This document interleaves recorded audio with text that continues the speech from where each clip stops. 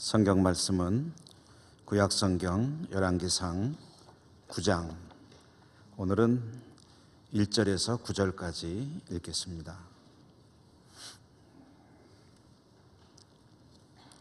(9장) 1절에서 9절까지 읽겠습니다. 교독합니다.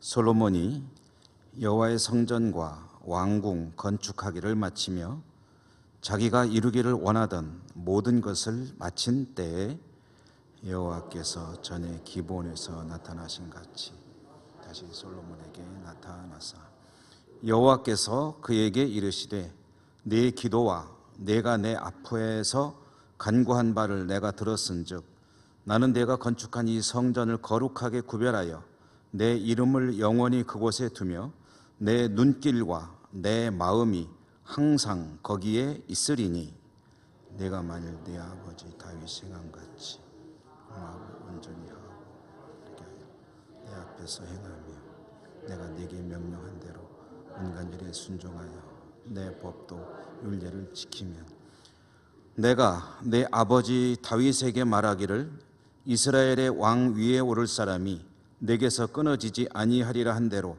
내 이스라엘의 왕위를 영원히 견고하게 하려니와 너희나 떠나지 아니며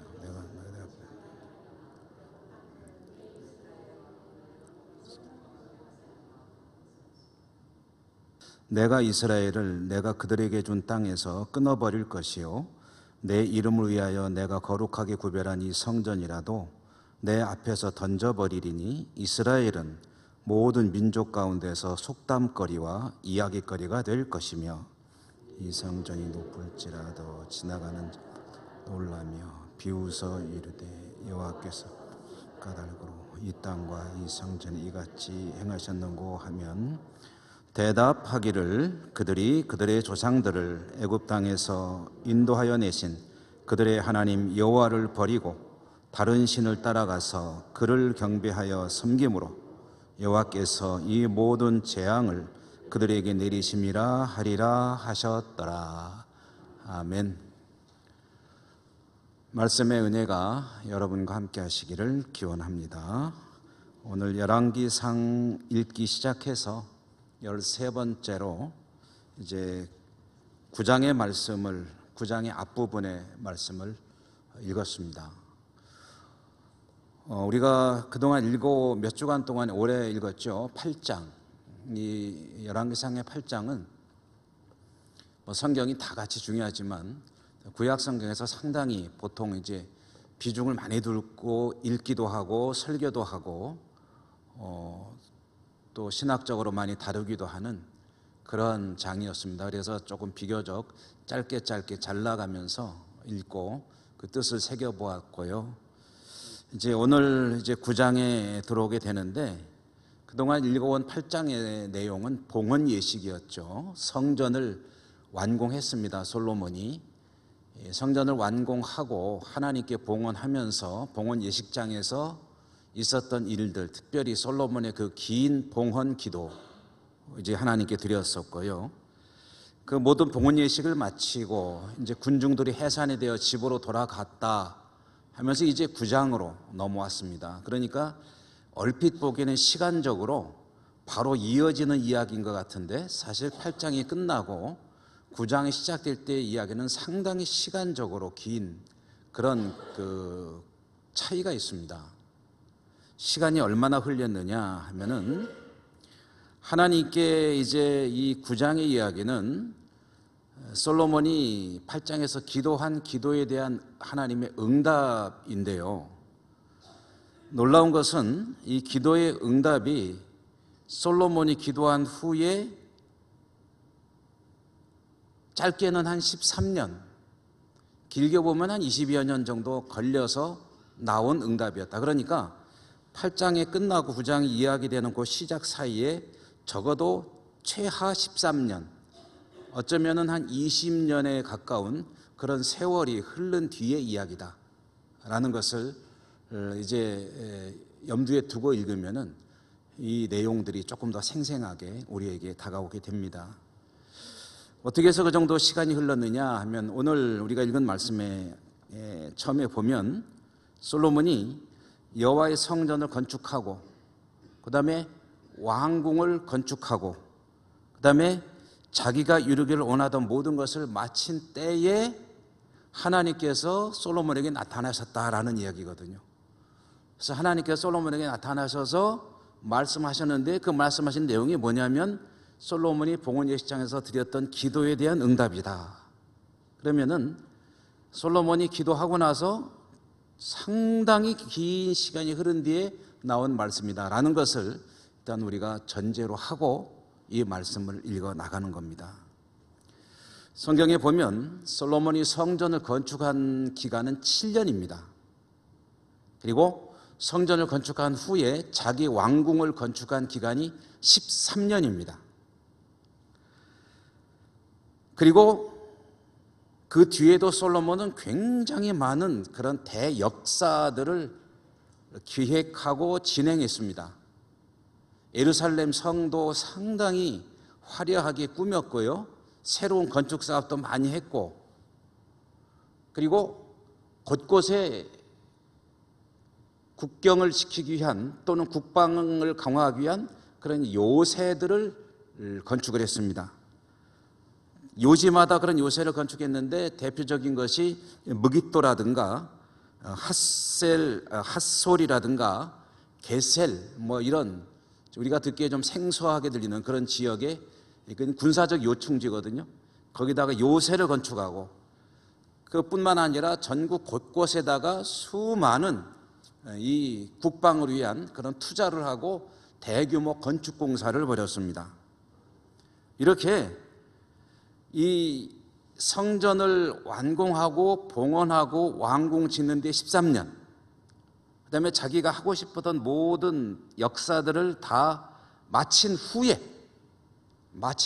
지금 하나님의 말씀이 솔로몬에게 임하였다라는 거니까 대충 기간이 아무리 짧게 잡아도 13년이다. 그리고 길게 보면 20년도 넘을 수도 있다라는 이야기가 되는 거죠. 그러니까 우리가 이 솔로몬이 하나님께 올려드린 기도와 하나님의 응답 사이에 시간만 따져보면, 그러면은 이 하나님께서 솔로몬의 기도를 들으시고 기억하셨다가 최하 13년 이상이 지난 뒤에 비로소 응답하셨다라는 얘기가 되는 거니까, 여러분 뭐 기도라는 것이 그렇죠. 우리가 하나님께 소원을 가지고 기도를 할 때 어떤 기도들은 뭐 즉석에서 응답이 되기도 하고, 또 얼마 만에, 수일 만에, 또 몇 개월 만에, 또는 몇 년 만에 될 수도 있지만, 그 하나님께서 대답해 주시는 것조차 13년 이상이 걸릴 수도 있다 라고 생각을 한다면 우리의 기도에 얼마나 많은 인내가 필요하냐 하는 것을 알 수가 있는 거죠. 여러분 기도 한 1년 2년 했는데 아유 하나님이 뭐 대답도 안 하셔, 아주 너무 실망하지 마시고요. 원래 기도라는 게 일단 끝날 때까지 하는 거다라는 것을 기억하시고 기도에 힘쓰시기를 바랍니다. 자, 이렇게 하나님께서 솔로몬의 기도에 응답하셨다라고 말씀드렸는데 어떤 기도에 어떻게 응답하셨나 하는 것을 이제 보면은요, 오늘 말씀 3절에 보니까 여호와께서 그에게 이르시되, 한번 같이 읽어보시죠. 읽겠습니다. 시작. 여호와께서 그에게 이르시되 내 기도와 내가 내 앞에서 간구한 바를 내가 들었은즉 나는 내가 건축한 이 성전을 거룩하게 구별하여 내 이름을 영원히 그곳에 두며 내 눈길과 내 마음이 항상 거기에 있으리니 라고 응답을 주셨어요. 그러면 솔로몬이 하나님께 기도를 뭐라고 했기 때문에, 뭐라고 기도를 올려드렸는데 하나님 이렇게 응답하셨는가 하고 보면은 하나님께서 솔로몬의 기도를 고스란히 기억하고 계시다는 걸 알 수가 있어요.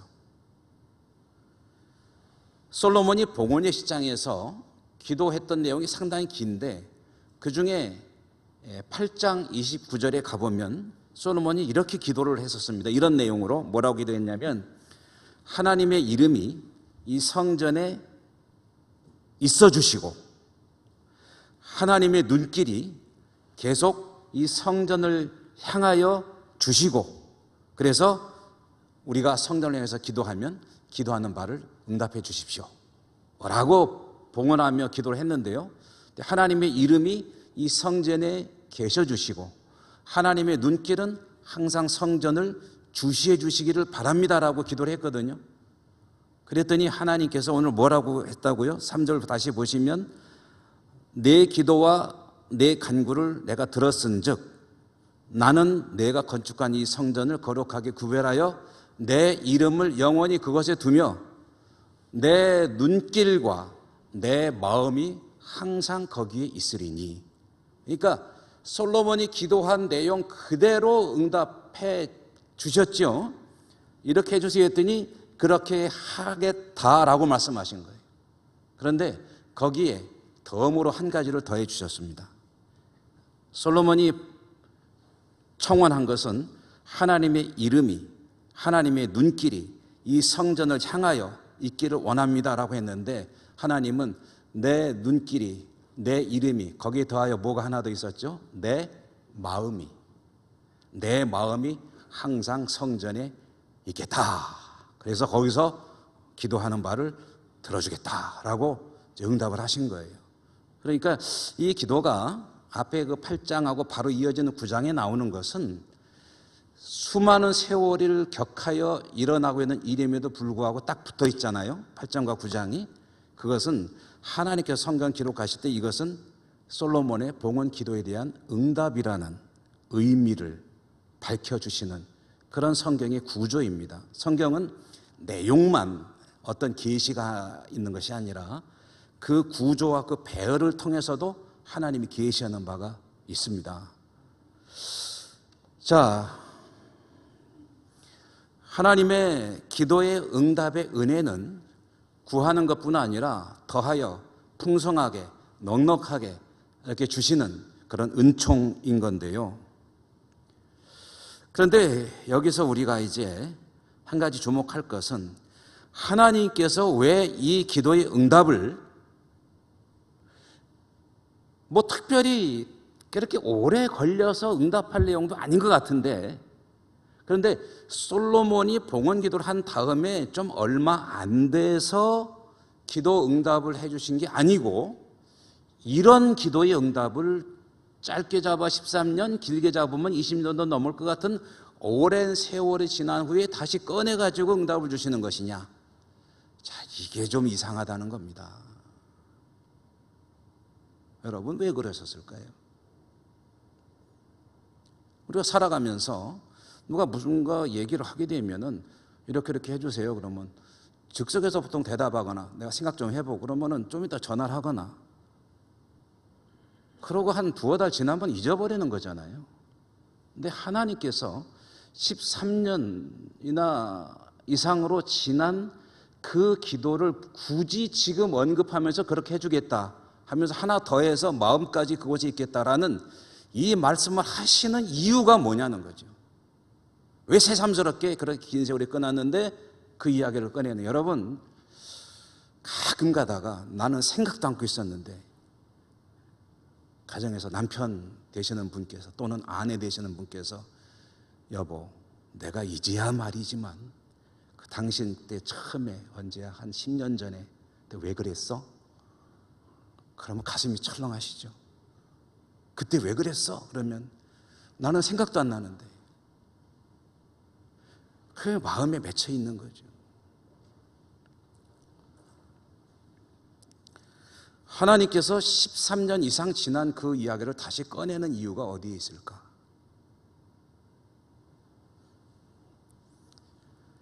그 하나님이 꺼내는 이유, 지금 그 하나님의 그 마음이 이어지는 4절, 5절 그 뒤에 나오고 있습니다. 4절과 5절의 내용 한 번 더 같이 읽어보실까요? 4절과 5절 한번 읽겠습니다. 시작. 내가 만일 내 아버지 다윗이 행함같이 마음을 온전히 하고 바르게 하여 내 앞에서 행하며 내가 내게 명령한 대로 온갖 일에 순종하여 내 법도와 율례를 지키면 내가 내 아버지 다윗에게 말하기를 이스라엘의 왕 위에 오를 사람이 내게서 끊어지지 아니하리라 한 대로 내 이스라엘의 왕위를 영원히 견고하게 하려니와. 이 뒤에가 가슴이 철렁한다니까요. 그러면은 그렇게 하려니와 하겠지만, 그 뒤에 나오는 이야기는 좀 길기 때문에 읽진 않고 좀 이따가 요약 정리해서 말씀드릴 텐데요. 여러분, 우선 지금 우리가 읽은 이 4절과 5절의 내용을 부르는 명칭이 혹시 생각이 나십니까? 이걸 뭐라고 그랬지? 무슨 언약이라고 제가 말씀드렸었는데, 이게 바로 다윗 언약입니다. 아마 수요 예배나 가끔 새벽 기도회 때도 구약 성경을 다루면 이 이야기가 자주 나옵니다. 다윗 언약. 여러분, 다윗 언약은 좀 기억해 두셔도 괜찮아요. 나쁘지 않습니다. 다윗 언약이 뭐냐 하면은, 다윗을 하나님이 정말 사랑하셨잖아요. 하나님은 다윗이 너무 좋으셨잖아요. 그래서 다윗에게 주신 약속이 있잖아요. 그게 다윗 언약입니다. 하나님이 다윗에게 주셨던 약속. 그런데 하나님은 다윗이 너무 좋으셨는데, 그래서 다윗에게 준 약속이 뭐였냐면은, 내가 너의 왕위를 네 후손들에게서 영원토록 견고하도록 지켜주겠다 라고 말씀을 하셨고, 거기 이제 하나의 단서가 붙었었죠. 네 후손들이 너와 같이 나를 순전하게 믿고 따르고 순종하고 사랑한다면. 여러분, 하나님은 다윗이 너무 좋으셨습니다. 참 좋아하신 것 같아요. 과연 다윗처럼 사랑한 사람이 있으실까? 주님은 이제 하나님의 아들이시니까 조금 논외로 하고, 하나님이 정말 성경의 수많은 인물들 가운데 물론 다 사랑하시지만 그거랑 조금 다른 의미에서의 사랑을 말하는 겁니다. 다 사랑하시지만 정말 다윗처럼 마음에 드는 사람이 있었을까? 그러면 하나님이 도대체 다윗을 왜 그렇게 좋아하셨을까? 왜 그러셨을까요? 다윗이 선한 사람이기 때문입니까? 아니면 다윗이 외모가 출중하기 때문입니까? 아니면 다윗이 하나님을 위해서 많은 업적을 이루었기 때문입니까? 왜 그렇게 하나님께서 다윗을 사랑하시고 좋아하셨느냐? 그래서 내 마음에 합한 사람이로다, 내 마음에 쏙 드는 사람이로다 라고 말씀을 하셨느냐? 이유는 다윗이 너무 좋아하니까 좋아하신 겁니다. 다윗이 너무 하나님을 사랑하니까 하나님이 사랑스럽지 않을 수가 없는 거예요. 여러분, 다윗은 정말 하나님을 사랑했습니다. 하나님을 너무 사랑했기 때문에 하나님의 마음을 즐겁게 하는 일이라면은 정말 최선을 다한 그런 삶이었던 것 같아요. 성경을 쭉 읽어보면 다윗이라고 하는 인물을요, 너무 신화적인 인물로 볼 필요 없습니다. 그는 우리와 똑같은 사람입니다. 특별히 선할 것도 없고, 특별히 능력이 탁월할 것도 없고, 특별히 뭐 어떤 믿음에 대한 타고난 재능이 있는 사람, 아예 태어날 때부터 하나님만 믿도록 만들어져서 탄생한 사람이냐? 뭐 그런 거 없어요. 그는 정말 평범한 사람이었습니다. 지극히 탐욕과 죄로 얼룩진 삶을 살았습니다. 정말 해서는 안 될 일도 많이 했고, 피도 너무 많이 흘렸고, 그런 사람이었지만 한 가지, 하나님께서 그를 너무너무 사랑하신 이유는 중심이 하나님이었다는 거예요. 항상 중심이 하나님이었다. 그 증거가 뭡니까? 그 증거가 항상 주님에게 감사와 찬양을 드리는 사람이었다. 시편이 보여주잖아요. 시편이 지금 죽을 지경인데 너무너무 힘들고 사방에 적들이 둘러싸고, 내 생각 같아서는 하나님 오죽하면 저 사람들 이빨을 다 뽑아달라고 기도하고, 그럴 만큼 죽을 지경이고 하나님께 탄원을 하면서도 항상 마무리는 뭐냐면 하나님을 찬양하고 하나님의 구원을 감사하고, 지금 눈앞에 구원이 없어도 구원을 믿고 감사하고 찬양을 드리고,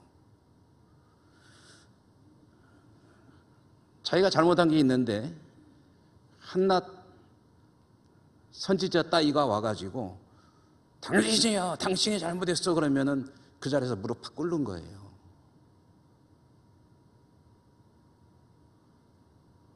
여러분, 왕이 어떤 존재입니까? 그야말로 그 앞에 가면은 정말 몸이 저절로 움츠러드는 그런 막강한 권력자 아닙니까?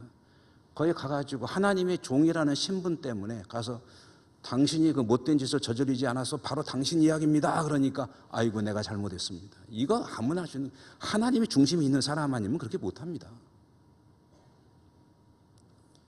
속된 말로 표현하면 하나님과 죽고 못 사는 사이였다, 다윗이. 그리고 그 증거는 하나님이라는 이름 하에는 모든 것을 뒤로 미룰 수 있는 사람이었다.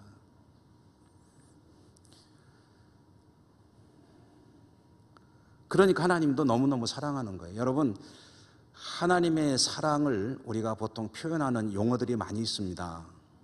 헬라어의 그런 이름 종류가 다양한데요. 우리가 잘 알고 가장 익숙하게 알고 있는 것은 아가페라고 하는 단어죠. 아가페.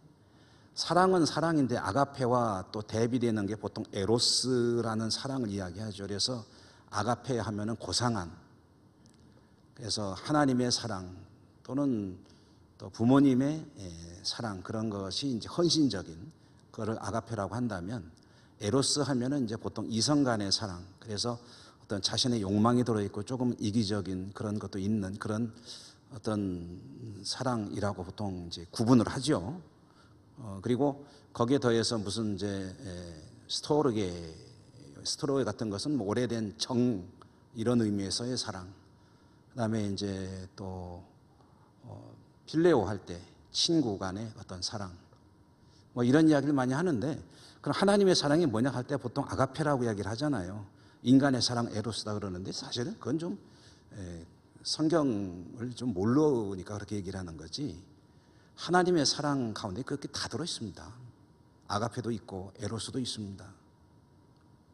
하나님 이기적인 사랑도 있습니다. 성경에 보면 하나님께 스스로 말씀하시기를 나는 질투하는 하나님입니다. 질투.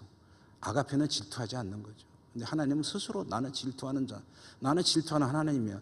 내 백성이 나 아니고 다른 데 가서 끼웃거리고 있으면 나는 못 참어.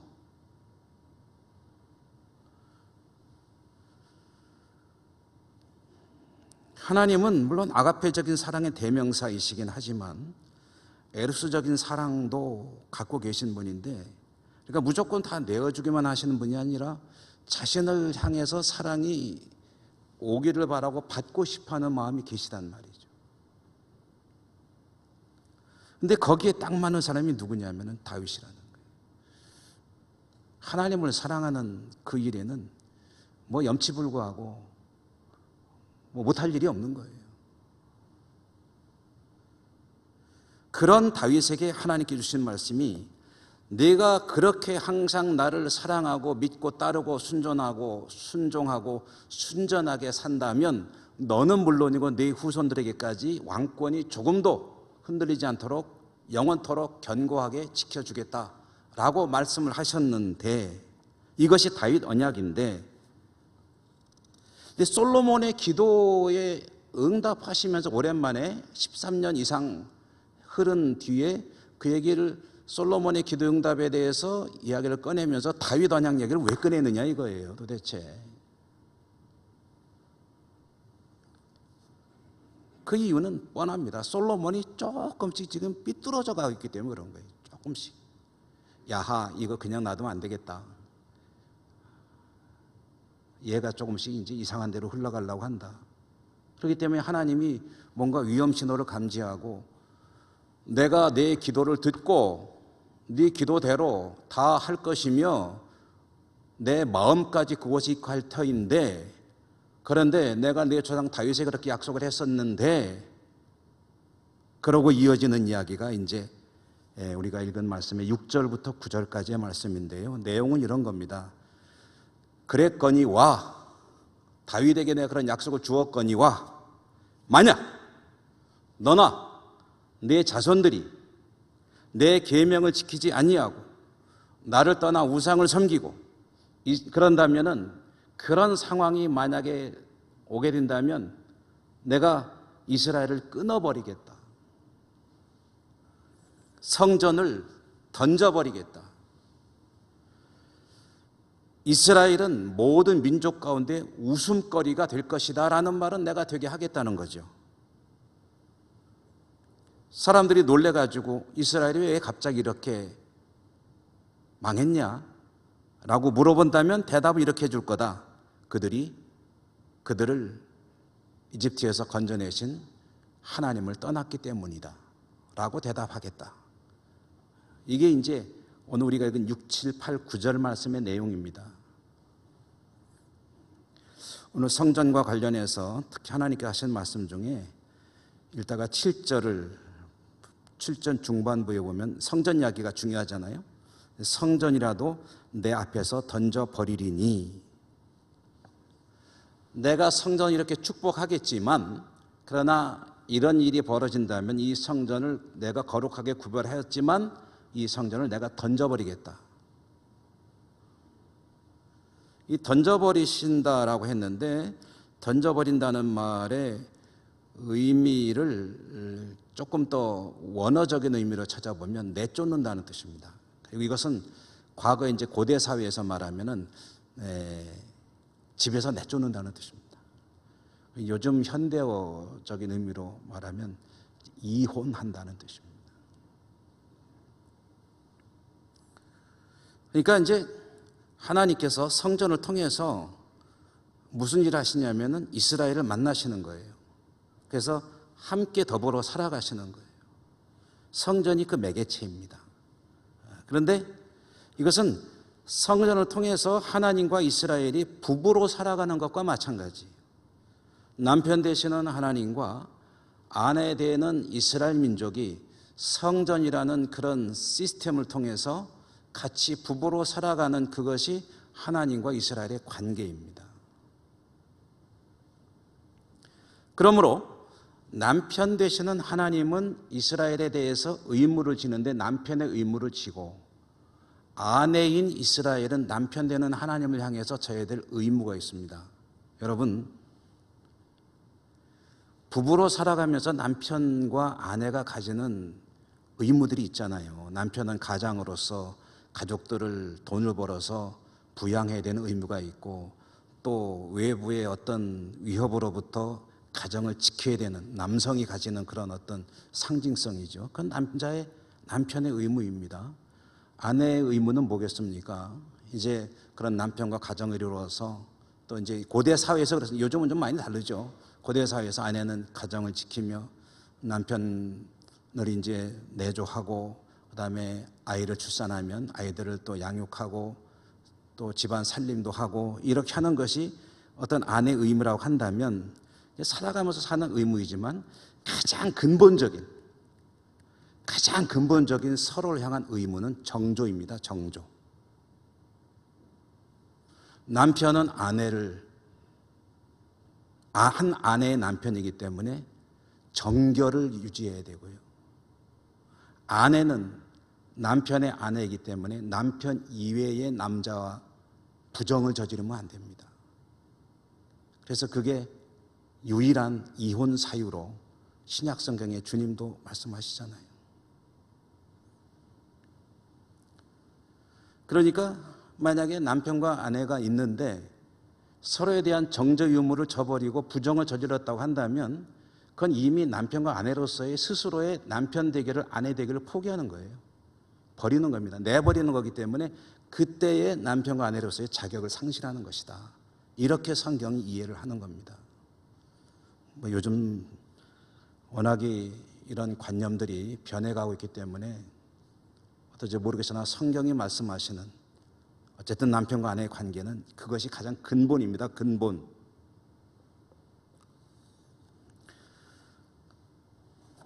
그런데 이스라엘 민족이 하나님이 아니라 다른 신을 찾아서 헤매고 있다면 그게 뭐와 같으냐 하는 이야기를 잘 들려준 하나님의 선지자가 호세아 아닙니까? 호세아. 호세아에게 얘야, 너 가서 이런 여자하고 결혼해라 해서 가봤더니 정말 방탕하게 짝이 없는 여성, 하나님이 말씀하시니 결혼을 했는데 이 결혼을 한 여성이 없어졌어요. 어디 갔나 봤더니 다른 남자하고 또 살고 있는 거예요. 그 가가지고 다른 내 아내인데 돌려주시오 했더니 그냥 데려가면 안 된대요. 돈 내놓고 데려가래요. 그래서 돈을 주고 데려옵니다. 그게 바로 뭐냐면은 속량이에요. 속량, 속전. 원래 내 아내인데 당연히 나에게 와야 되는데 줄 필요가 없는 건데 그러나 돈을 치르고 다시 내 아내의 자리로 돌아오게 하는 것, 그게 속량이라는 개념입니다. 주님이 십자가의 죽으심의 의미예요.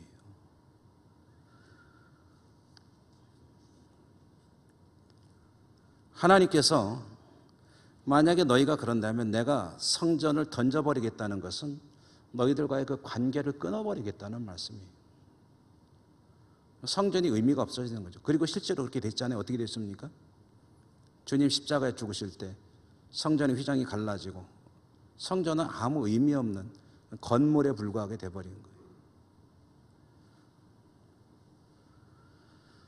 솔로몬이 정성껏 성전을 지어서 봉헌했습니다. 그 성은 봉헌식장에서 간절히 기도했습니다. 그 기도를 드린 후에 하나님은 들으시고 기억하셨다가 그때 응답하셨으면 참 좋았을 터인데 이상하게 오랜 세월이 지난 다음에 이야기를 꺼내십니다. 너 옛날에 그렇게 기도했지? 그래, 내가 기도 이렇게 응답하마.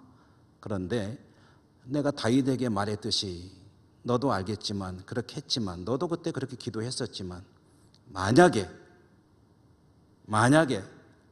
여차저차한다면은 성전 집어 던져버릴 거예요 라는 말씀을 꺼냈다면, 자, 하나님이 왜 이 얘기를 꺼내시느냐, 이제 느낌이 오십니까? 왜 이런 응답을 하시는지. 그렇습니다. 솔로몬과 이스라엘 백성의 신앙에 문제가 생기기 시작하고 있는 겁니다. 그동안에는 괜찮았어요. 그랬는데 솔로몬의 인생으로 보면은 밧세바에게서 태어나서 왕자로서 위기도 좀 있었겠죠. 그러다가 왕이 되어서 기적적으로 왕이 돼가지고 왕이 되어서 성전을 건축하는 데까지 이게 이제 점점 올라가는 인생인 것 같습니다. 비유하자면. 그래서 솔로몬이 인생이 성전 건축 완공에서 하나님께 봉헌함으로 정점을 찍는 겁니다. 그리고 그때부터 이제 내리막길을 내리기 시작해요. 그렇게 세월이 흐른 거예요. 내리막길을 내려가고 있는 솔로몬에게 하나님께서 너 전에 기도한 거 있지? 너 기억하니? 나 기억하고 있다. 네가 그때 기도한 대로 행한다면 내가 네 아버지에게 했던 약속 그대로 지킬 거야. 그러나 지금 내 모습을 보면 너무 우려가 되는구나. 만약에 계속 그렇게 간다면 내가 성전 집어 던져버릴 거야. 그 이야기를 지금 하시는 거예요. 신약 성경에서도 보면 선줄로 생각한 자는 넘어질까 조심하라 라고 했습니다. 여러분, 잘 되어 나갈 때에, 신앙이 잘 되어 나갈 때에 더 스스로 조심하고 절제하고 하나님 앞에 겸손해야 되고, 어려움을 겪을 때에 또한 역시 하나님께 집중하고 말씀으로 돌아오는 것만이 우리의 삶이 복된 삶이 되는 것인 줄 믿습니다. 그 은혜가 함께 하시기를 주님 이름으로 축원합니다. 기도하겠습니다. 하나님 감사합니다. 오늘도 말씀 가운데 하나님의 뜻을 찾았습니다. 아무쪼록 하나님 앞에 성실하게 승리하는 삶으로 나아갈 수 있도록 힘주시고 능력 더하여 주옵소서. 예수님 이름으로 감사하고 기도드립니다. 아멘.